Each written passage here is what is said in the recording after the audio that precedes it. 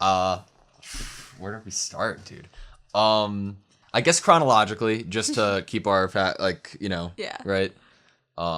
Just to make sure we're a little organized with it. So they tried to figure out if it was one of the trainees. It did not appear that any of them took their equipment without permission. Okay, there you go. Why did they go? Did they go to the trainees and only the trainees? Did something lead them to just suspect the trainees, or maybe it was easier to check the trainees without causing an uproar? Yeah. Because I feel like if they went to the military police or some other branch or higher ups, in the military and were like, let us check your gear, they'd be like, you're accusing me? There'd be more like who's in charge of the investigation? Oh, shoot. Were we told who was in charge? I don't think so. I feel like we were just told there's an investigation. Because I was thinking if it was the military police who were in charge of the investigation, then they could obviously rig it, right? Yeah. But interesting that we have no, I guess, knowledge or basis for who is suspected, and it doesn't seem like they're delving deeper into it, right? I think I remember when we first met Jean, and he wanted to join the military police. My use for him in a plot device sense was that he would join the military police and he would basically show us what it was like there, and maybe Aaron and him would meet again, and maybe they're going to use Annie for that now. Maybe they needed to put someone on the inside, especially if we don't like the military police right now and the military police don't like Aaron and they want him dead. Now we kind of have like a friend of Aaron's joining them. I definitely think it's really weird. Because if it was any character other than her, Mikasa, I think Jean too, because seeing where his character was going, I was like, he has to be in the Scouts, right? And Armin, I was like, okay, they're all scared, right? I wouldn't blame them, kind of thing. Yeah. But I guess that does make it a more interesting story, her right? reason isn't necessarily fear, obviously. I feel like there's a reason that she wants to survive, and I think it's deeper than just wanting to I want to live. I think it's a lot deeper than that. Wanting to live is deep, but I think it's there's reason to want to live and not just wanting to your body to survive. I totally get and respect the idea of not wanting to die with for no reason. Totally. I think that her lines were, if someone told you to die, would you do it? And then she said, then why not make your own decision? I think that is totally compelling. I think that maybe later on, there's no way we say goodbye to this character forever because of how her introduction stuck with me from the beginning. When she fought with Aaron. So I think that maybe in the future, if shit hits the fan somewhat, maybe she comes in to save the day, changed her mind. Maybe one Brock when he came in to save Ash from all those Talos in Pokemon. But so either that, which is a maybe to me, or if shit gets so bad that there's the Titans somehow make it to the most inner wall, then she goes into action.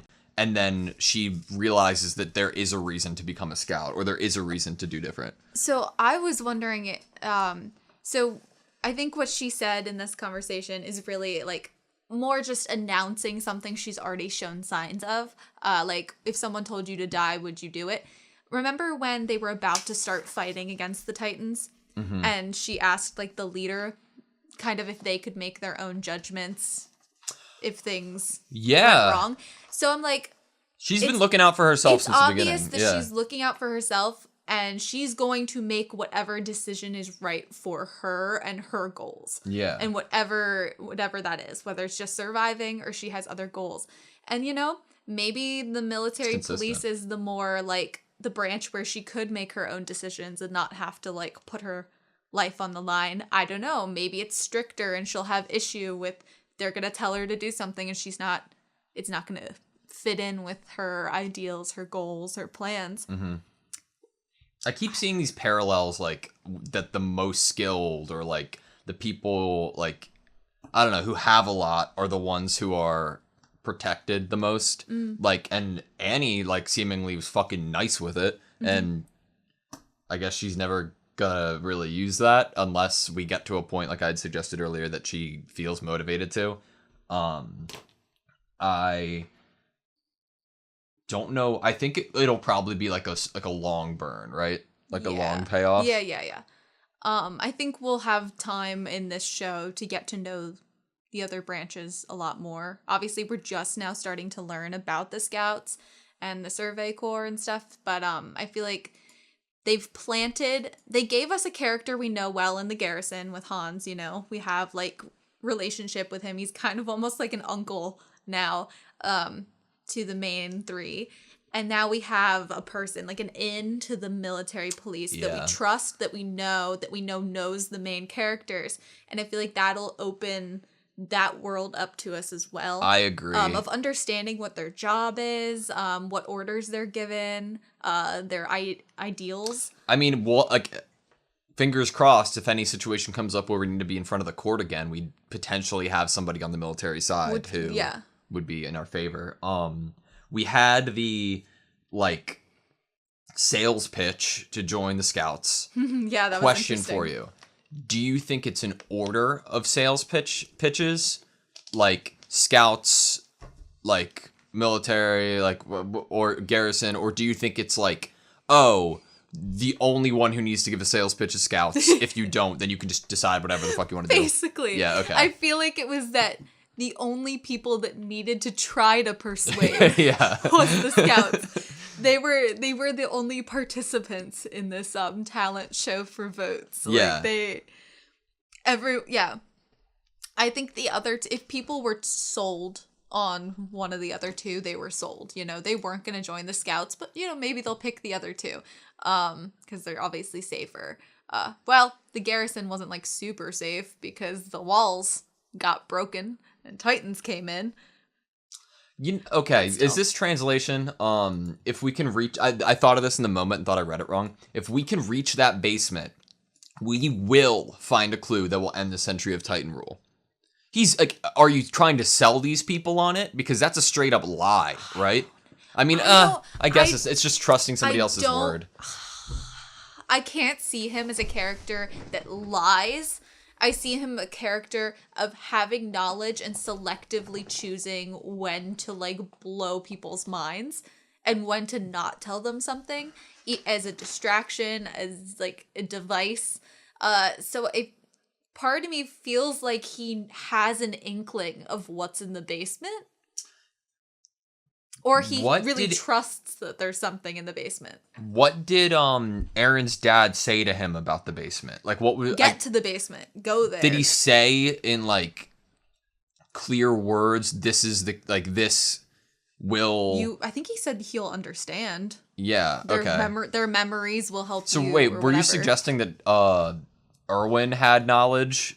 I am suggesting that he seems to be the type of character who wouldn't say things unless it was something he was drawing upon to say it, and not just, like, a lie. So do you think it might happen to do with, like, his knowing, or we assume he's sketchy about, like, the higher up government? He's just started to be a little... He's shown us he's a little... I don't want sketchy is not the right word, because I don't think he's, like, evil. I think he probably has good intentions, but he's obviously, like, suspicious in some way because he knows things that he's not letting other people know, and he's planning things that he won't let other people know. We know the government, like, Darius Zackley. We know that he made it clear that Aaron's dad was missing, right? So that lets everybody know, Erwin included, that his dad was wild, and then he knows that it was his family's basement. Do you think Erwin knew Aaron's dad? Well, that's okay. So if Darius knew of Aaron's dad just existing and that he was missing, we wondered how these people didn't necessarily know who Aaron was and or his dad. Except, didn't the guy that trained them when they were trainees, didn't he know Aaron's dad? He did. maybe Aaron's dad treats or used to treat some of the military. So yeah, Erwin very well could know Aaron's dad. Maybe he's heard something cryptic from someone else before, and that's what he's drawing upon for this. He just doesn't, like, I could be totally wrong on his character, but he just doesn't seem like the type that, like, pulls out, like, complete bullshit lies. Erwin? Yeah. I agree. Like, maybe he fabricated it slightly. He dressed it up, but I mean, he could have dressed it up purely from just knowing that Aaron said there was a basement. He needed to get to it. And trusting Aaron. So, because you brought it up, I needed Grisha. That's not his dad's name, no? It might be. The only name we have for Aaron's dad is Aaron's dad. Grisha, today your son became a soldier. So that's interesting that we know for sure that there's a connection to at least somebody in the military. But I don't know, it wouldn't surprise me if, like, people higher up in the military knew Aaron's dad, right? And if he knows Aaron's dad, do you think Aaron's dad, before he went missing, mentioned something to... That's what I'm thinking. Maybe he's calling upon not just hearing... think back to when Aaron told them about the basement. Mm-hmm. I don't really think I saw much shock on Erwin's face. I mean, he also is a very well-kept kind of person. I don't know if he would necessarily show emotions, like, purely on his face, other than that last scene in this episode where he was, like, screaming. So it could just be that he was very just poised, or it could be that he wasn't entirely shocked.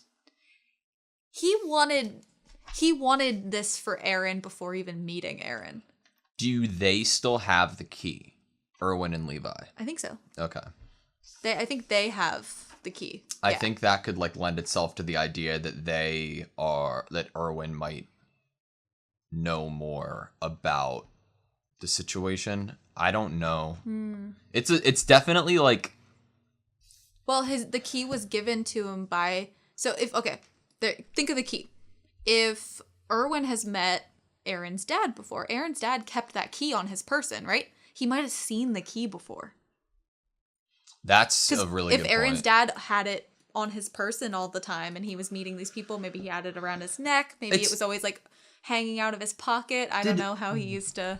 I feel like I could totally just be misremembering it, and Aaron's dad did say something about how this could fix everything, right? Like, because Erwin is saying, we will find a clue that will end this century of Titan rule. I mean, that could just be saying that anything we learn here could help us and will help us in the long run win. So maybe that's not technically a lie if he doesn't know anything. I think it's what the Titans really are, was the quote in episode 10. I think so. I think it really was, like, you will understand what they are. Mm-hmm. And so is Erwin just... assuming? Saying this based on what Aaron's crazy, janky memory of seeing his dad, like, what happened in it? Yeah. That's an interesting, because he's so certain that this will... And Armin was so surprised that he mentioned the basement. Yeah. So, who are these guys' names?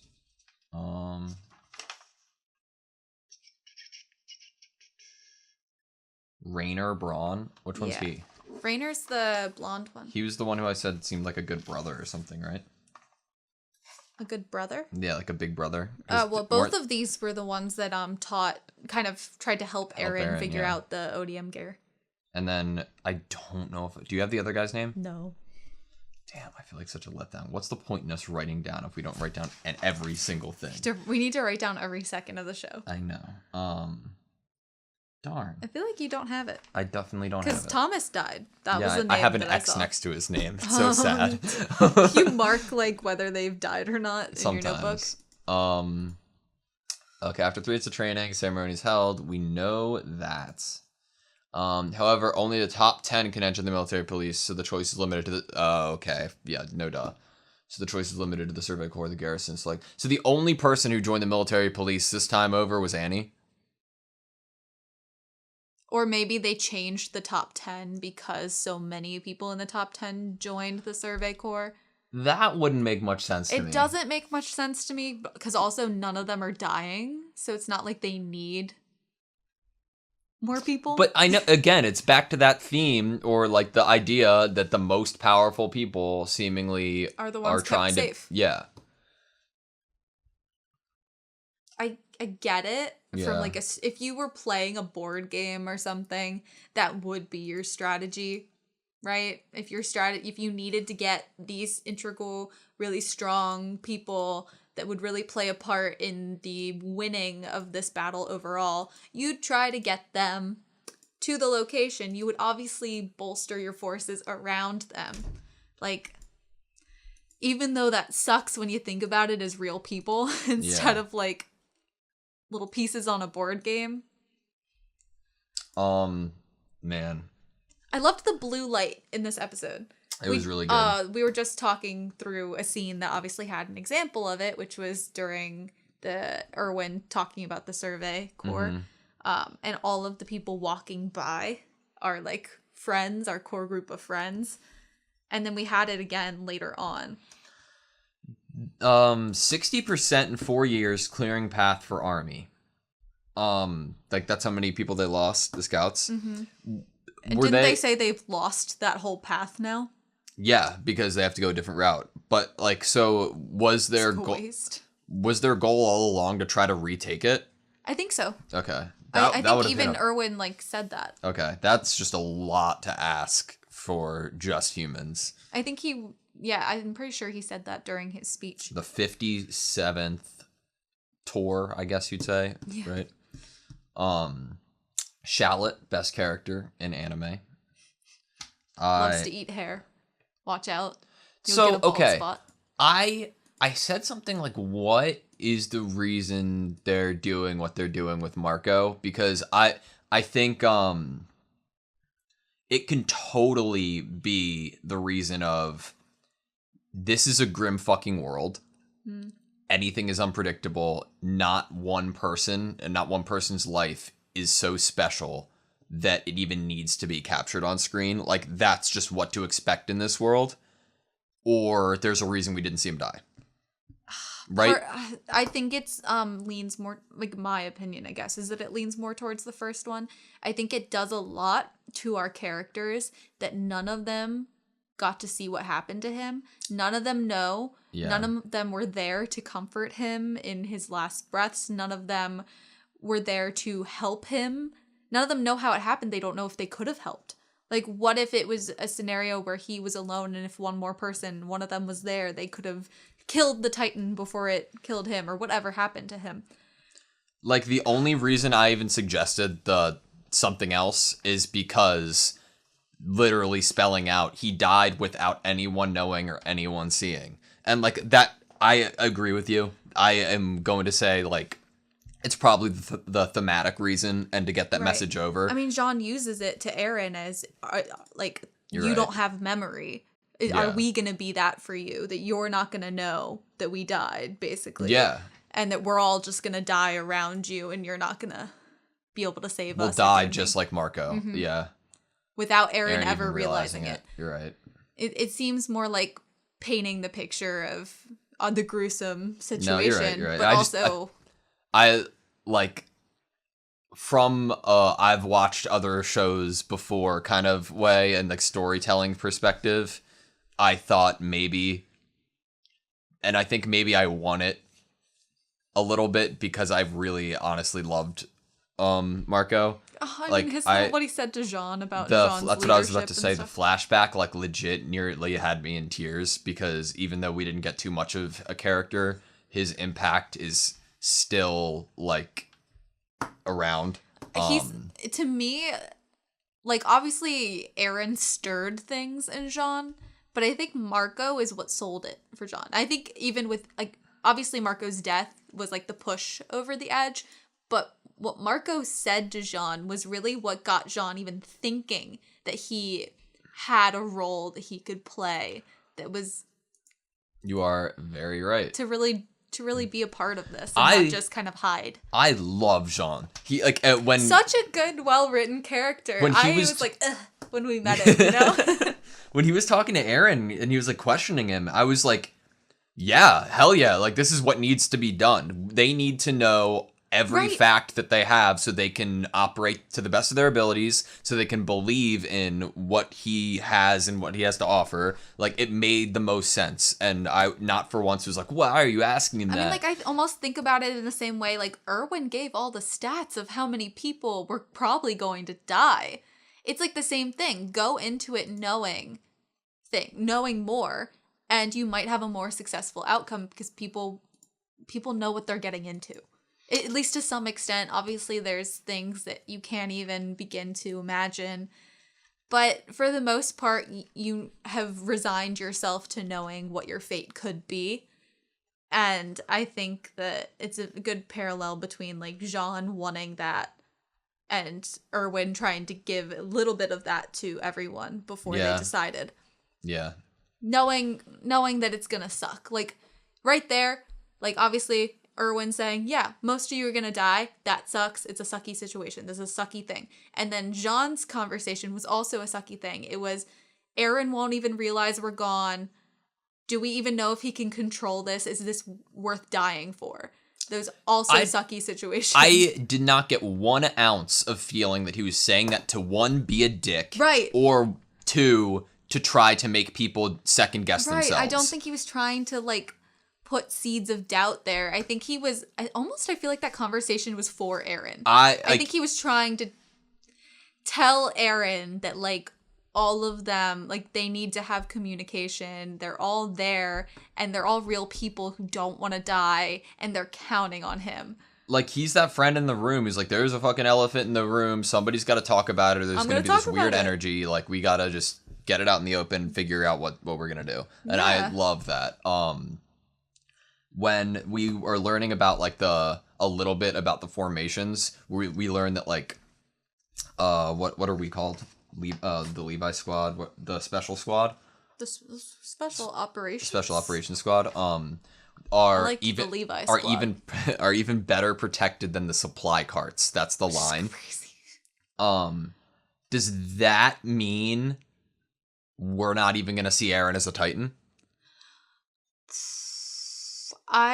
Honestly, you just asked a really good question because I have no clue. So, like, you said right at the end, like, this feels kind of hopeful. Like, the music was, like, ramping up in this hopeful, like, we're about to see an epic adventure, battle, successful mission. Like, it really felt like humanity's gonna take it back, you know? Yeah. And you just brought up, like, such an amazing point. Like, are we even gonna see, like, we know that the Friends, all of the cast of Friends are basically probably on the outside. Yeah. You know, they're the ones that are going to see the action.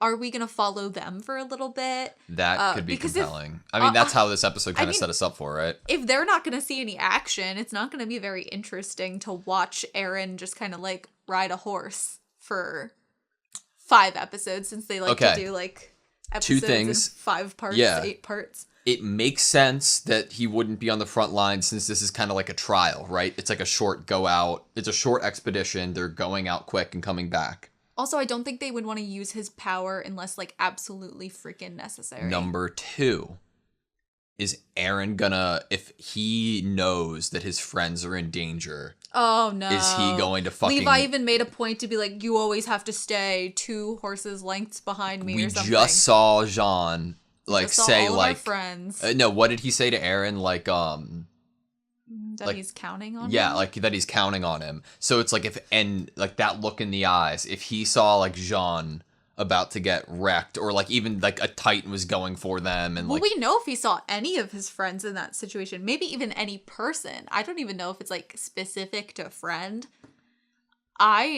It's going to be an interesting dilemma if and when it comes up. That would be really hard for Aaron as a character to not get up and go. I was super shocked that they brought up that other people heard what the captain had said to Eren. That was really shocking. We did wonder, like, if there's people around, right? But, like, I can't believe they brought it up. Nobody understood. Fucking Olo. They wear bolo ties. Maybe there's something there. Yeah. It may be a lie to claim we understand everything. And then he's but I think cut off. I kind of want to know what he's thinking. Maybe he was going to say exactly what Gunther said. You think? Maybe. And then, like, they just cut him off before he could. Yeah. Maybe he actually has a good idea. I mean, he's good at killing Titans. Yeah, but he's a Levi simp. He is a Levi simp. He literally was like, I'm gonna get a matching haircut. I'm gonna try to kill as many Titans as Levi. Like, yeah, he wants to be Levi. It's possible that this mission has another goal. What could it be? But the commander what is the other decided goal? It was best not to reveal that fact to the soldiers. Even these soldiers, even the elite soldiers don't know. Well, okay, obviously they're not going to the house, right? This is practice. What would be the reason for a practice run that is deeper than it's a practice run? Knowing exactly where to go, even if things go wrong. What do you mean? What do you mean? Exactly where they're supposed to go. Like, they're not going all the way to Zingachina. I know, but, like, practicing maybe Eren staying within the group, how well they move together, pacing. Maybe it's like a gauge. Like, maybe he's trying to see how Eren would react in these situations. How can Eren keep up? How fast can they go? I don't know. There could be a lot of things they're testing out, or I mean, could be even just like going on a jog before you run a race. So he mentioned something that he was like, within 4 years, most of you will be dead, but then the remaining people have a higher survivability rate or survival rate because they're so experienced. You know, that begs the question: would you have an army of 100 people that are just like, you know, they're trained, but like, you know, you don't really know the specifics, or 10 people who are battle hardened, are so skilled, you know what I mean? 10 people. So I feel like when you have a group of people who are not aware, or that could actually lead to more deaths and more casualties. So, and that could get one of the people who are more trained killed. Yeah. Mm-hmm. So they could try to save the people that aren't as experienced. As grim as it is this like weeding, like kind of testing the new recruits maybe, or being like, okay, well, if there are people who couldn't do this, we wouldn't want to take them on like the big time mission. I don't know if it's thinking like that, but it could be that, even though that sounds like horrible and awful, I think it's more like a board game, more like these are pawns. We're not thinking about them as people necessarily. I'm just trying to think of a reason for it being like a test run. Like, because obviously there could be a deeper meaning, right? There could be another reason, but we don't know. You think the whole mission's a test run? I thought they were saying them being out and about in like the fields looking at the map was their test run. No. They're going on a short expedition and then coming back. Like we just saw all of us leave the gate. Mm-hmm. That is to go on a short expedition and come back before we go on our big mission. Yes. Why did I think that we were going on the big mission? Mm-mm. So what are we doing? We're just testing the waters? That's what I'm asking. What's the point of wasting people if you're just doing that? I didn't catch that. Like, am I right? Well, I don't know if you're right because I didn't catch it. I was, for some reason... They're getting their formations ready. Obviously, they're not in formations yet, right? They haven't left yet. They haven't done anything yet. Mm-hmm. So we should focus on getting there and back, which implies that they haven't gone anywhere yet. Well, I know they haven't gone anywhere yet. I thought this was them testing their horses and with Eren, like their little squad, who's in the center of the formation. That's all the training for today. They were training. Yeah. So I thought that was the test. Training. No. What they're going on now is a short expedition and then they're returning. And then after that, they're going to Zig and Sheena to go to the house. Is that why they think there's some other point to this mission? That they're Because not just they're going? not actually That's going what I'm to the saying. house? And what would that other okay. point be? Because that doesn't make sense to me. Like Training. That's the only is there a thing I go place for. that we don't know in the short expedition's route that they're trying to get to? Is it training? Is it to try to like weed off the people who aren't as reliable or talented? Is it like, I don't know. We said something about motive in telling people this, right? Or when talking. Because there was a scene that looked like him looking, like trying to gauge people's reactions or something. Mm-hmm. He looks kind of down to the like right corner of the screen. It could very easily just be, I don't want you if you're scared kind of thing. That could totally be it. Well, I don't know if it's I don't want you to... Being scared and being unable to fight through your fear and act are different. I think that you can be scared while still being able to muster up courage to act with good timing. Yeah. Being scared and having fear doesn't have to hold you back, but it does hold a lot of people back. Like he looks down here, right? Mm-hmm. And then makes it's like almost like he furrows his brow a little bit. It's like he's like, is he trying to give the impression like he's like bearing into their souls a little bit or something? Or is he actually looking at something right now? Okay. Crazy Ben time, right? So if he does know more, like it seems like he's a paranoid lad. Regardless if you're correct in that paranoia and there's a reason for you to be paranoid, or if you're a conspiracy theorist because there's a reason to be one.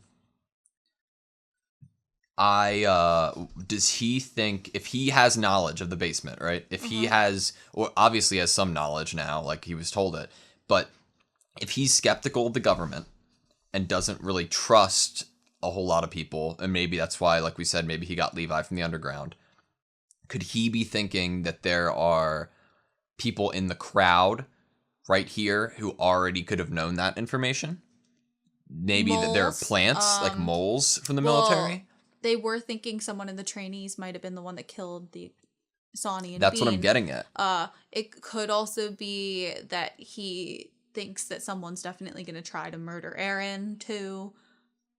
But like, so he gives this look, like he's like, seemingly, I'm interpreting this as he's like trying to gauge reactions. Mm-hmm. If he is gauging reactions right after giving the information about the basement, it was purposeful he gave that information.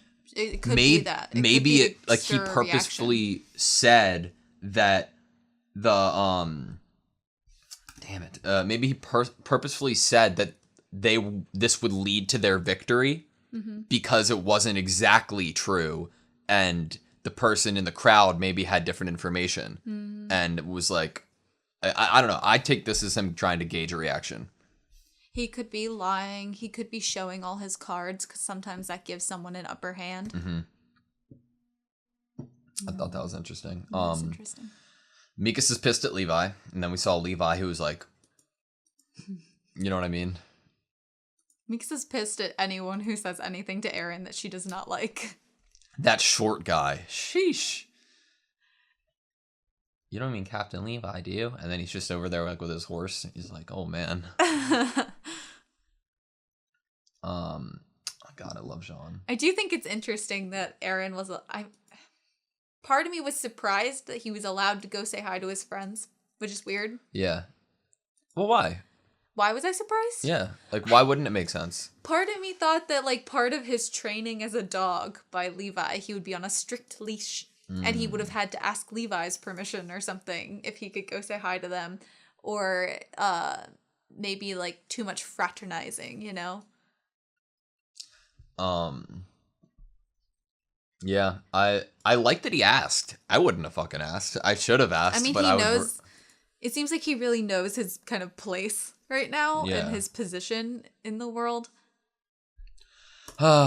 He's trying to be responsible and compliant because he knows that'll ensure the best future for him and possibly even humanity, but also his survival. So Usually in my just to give scale, in my notebook, I'll like for an episode of a show we watch, I'll start like up here and get to like maybe here. So like this much info. For the past few episodes of the show, it's been like 2 or 3 pages. Like I'm writing down so much for this stuff, and it like it's so intensive, man. I don't know. There's so much going on, and I love it. There is so much going on. Love it. Like, we have to literally go chronologically to unpack the whole episode and talk about, like I've said time and time again with this show, time and time again, we're only on, like, episode 16. Come on, like, Anna. Wow. That they're very specific in dialogue with the show. Yeah. I think they give a lot of foreshadowing, a lot of hints, a lot of things that we wouldn't realize until we're, done with the show and we look back. I think they're very specific with language, and I think that's why it's so fun to unpack it. Exactly. I think that like, there has to be a lot of foreshadowing and stuff because of how specific they are with language. And the only way that I could be enjoying the show more than I am right now is if I didn't have to trust like captions. Like if I knew Japanese fluently. Japanese, yeah. Because then I feel like I could get more of the intent of the author's writing. I don't know if I'd truly even trust dub. Like, if it was the English. Oh, for sure. Obviously, it's still translated, and you can never. It's a game of telephone. You can never get exact, And I feel like, without understanding Japanese fluently, this is hear close it in we Japanese and understand it. Right? Yeah. Like, there's a lot of we only studied Japanese for a very short period of time, but when we were learning, there was a lot of poetic nuance almost to how they describe things or how we translated it. And I always found it it was difficult at first to try to like think of something that felt more poetic and to like English where it was kind of like boop, like cut and dry way of saying something. Oh man. We've been given like one of the reasons why I feel like there has to be so much like in each episode, like whether it's foreshadowing, whether it's just like attention to detail, is just like this, like the lore, like I'm gonna give the example of A Song in Ice and Fire, like Game of Thrones or whatever. Like, a story is gonna have foreshadowing in it, like A Song of Ice and Fire or Game of Thrones, when the world building is so massive, detailed, and just good. Within like 4 episodes, I already felt like the lore and the world building of the show was so insane that I have to listen to every line and go back and read every line because I want to know more about the world. I feel like I've seen a lot of shows where it's kind of obvious that the author didn't necessarily know where it was going before starting. And this feels like the author knew exactly where they were going before starting. This feels they knew how to give little foreshadowing. Okay. It's either like someone wrote the whole story and then went back and changed the dialogue so it was hints, or they knew exactly, like they had an outline. No hate to that kind of stuff, because like that, like Dragon Ball Z, like that's like how that story was, it's fun when it grows and it develops on its own into its own being. But this legit does not feel like it was released episodically it feels like it was completed. Like it was full out completed. And he like the entire story and then released the first like chapter. You know what I mean? Yeah. God. One last question to leave you with. When do we all get our personal accessories for our uniform? Our bolo ties, our ascots. Mikasa has a scarf, so she doesn't need anything. But I feel like that might be like a rite of passage kind of thing. Like maybe after they survive their first mission, they all get to have a little accessory. Okay, you want to hear something really grim? Oh no. It's not that grim. Do I? No, it's really not. Maybe they earn them through losing people. In the original anime canon for Dragon Ball Z, Bardock, Goku's dad, has like a red bandana in his character design, and he got it from having a rag soaked in one of his comrades' like blood. And maybe they get those like memories or accessories. Like Mikasa has a scar from Eren, right? Maybe like if one of them loses a like friend or like a squad mate, then they like take something of theirs and like wear it like around them as an accessory. So then Levi wears a handkerchief that someone he knew used to use. That or to just like protect himself from dirt because he's a clean. Oh, yes. It could be just to protect himself. Yeah. All right. That's all I have. My throat hurts. I've been talking too much. We did talk a lot, yeah. All right. Thank you guys so much for watching this video. Please like, comment, and subscribe. And we hope to see you next time.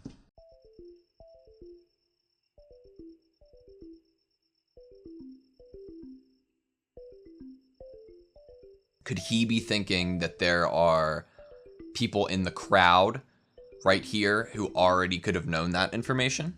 Could he be thinking that there are people in the crowd right here who already could have known that information?